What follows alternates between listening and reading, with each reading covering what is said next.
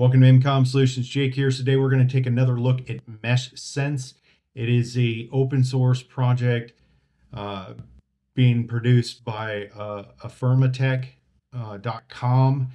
They create quite a few different things for amateur radio and other things. The first look I did at this software was in September of 2024. They've made quite a few updates to the software since then.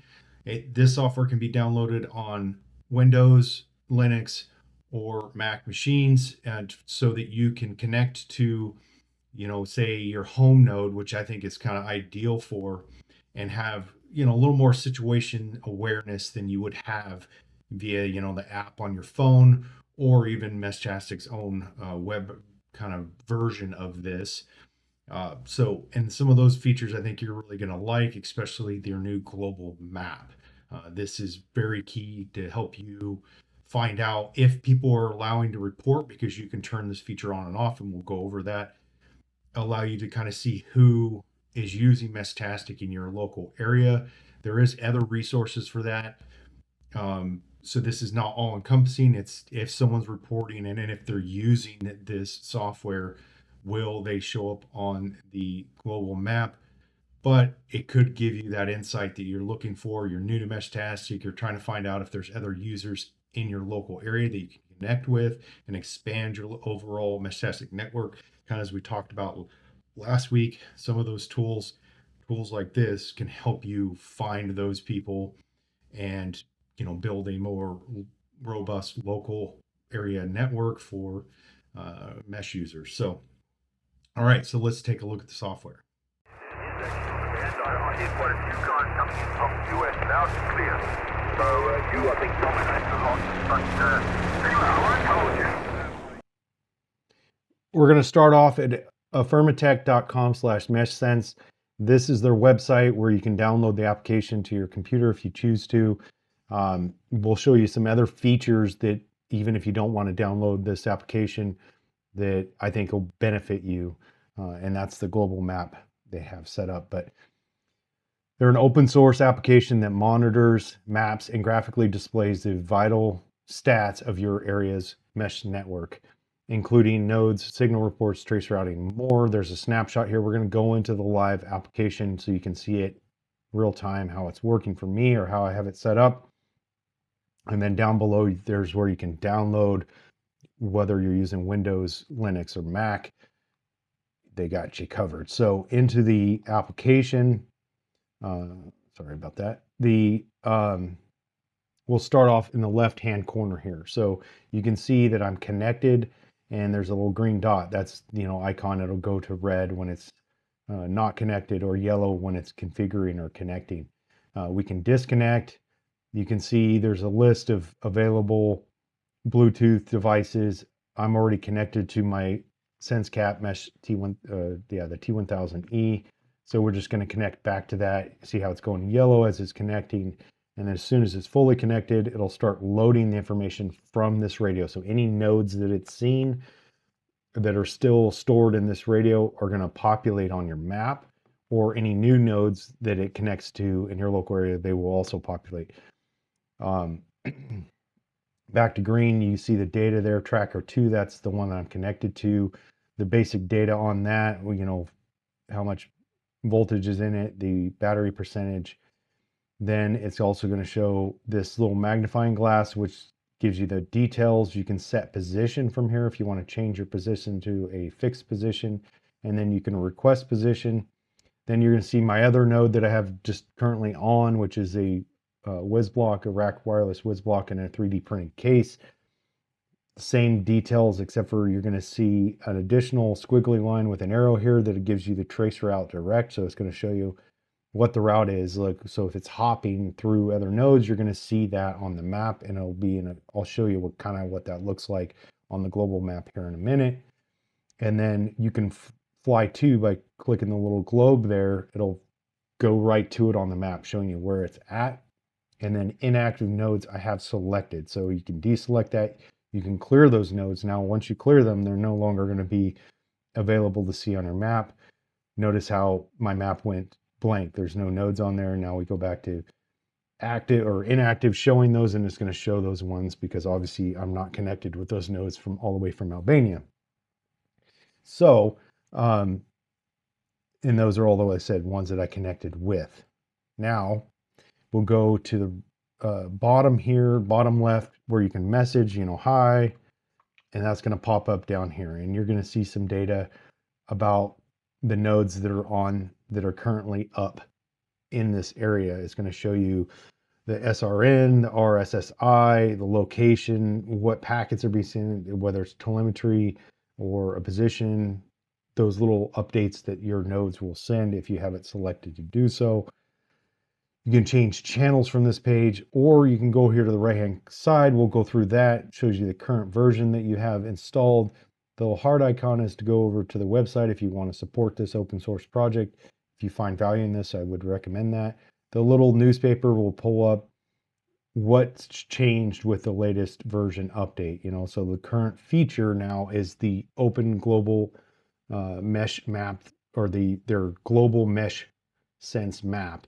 Now, this is by, at least when I updated to the latest version, it was not selected by default. I appreciate that. You have to go in and change that if you choose to do so. If you want to protect your privacy, of course, you can go in and select a fixed location or not reporting or whatever in the radio configuration, so that you don't want people to know exactly where you live, that type of thing, or where you're currently located. They're only going to get what the radio is reporting. So if you change that, they won't know it. So it goes all the way down to all the versions they've had and what changes they made. Kind of like you see with the Meshtastic, when they come up with a new firmware version, they'll give notes on what changed, what they fixed, that type of thing. The little Earth icon is the global map. We'll go to that here in a minute.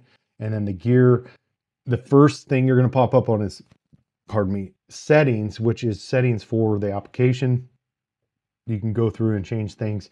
You can set this up to where you can remote access that. You can allow it to be able to, if you remote in, not just see what that node's seeing, but you can send messages.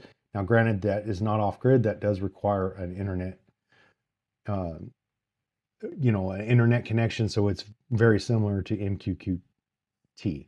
So, and then you keep going down. Here's where you can select or deselect, collect data, share collected data to the global MeshSense app, map.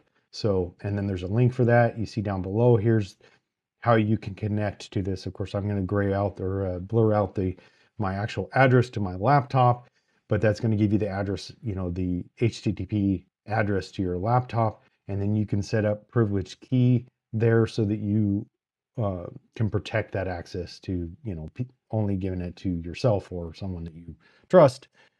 So there's those features. Now, device is just like the Meshtastic app. You can change radio configurations, anything you do there. And once you save those changes, just like you would in the Meshtastic app, your device will reboot, and then it'll have to reconnect before you can make any other changes.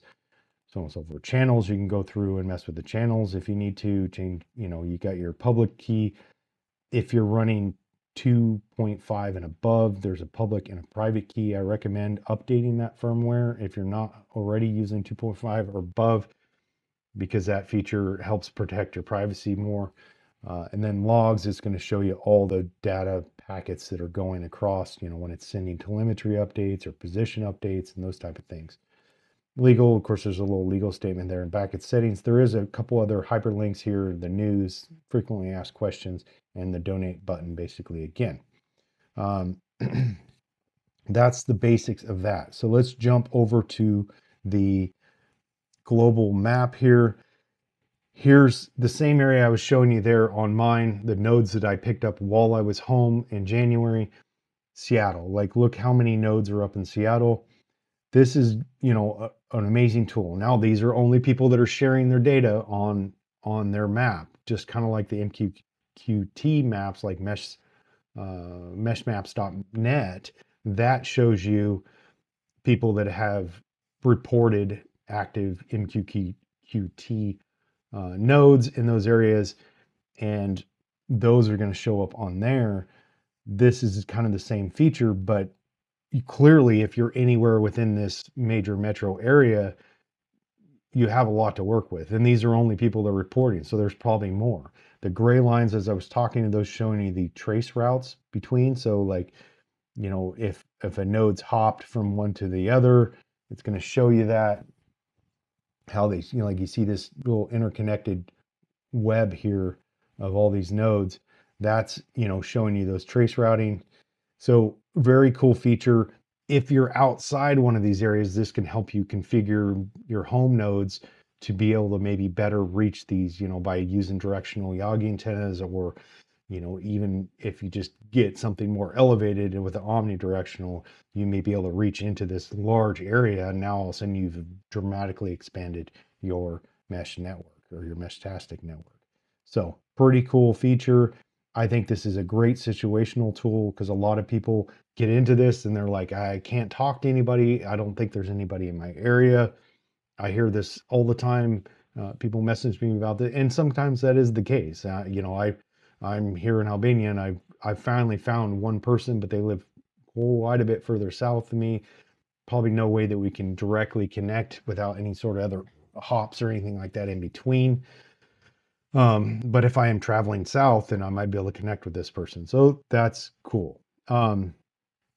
So that pretty much wraps it up. If you have questions, please put them in the comment section down below. Don't forget, you can check out our website or other social media links, which will be linked below. There's some affiliate links. You can buy me a coffee, link that up in here. You can just support the channel by subscribing, liking, and coming back for emergency communication solutions videos. Stay tuned for more good videos. Have a great day.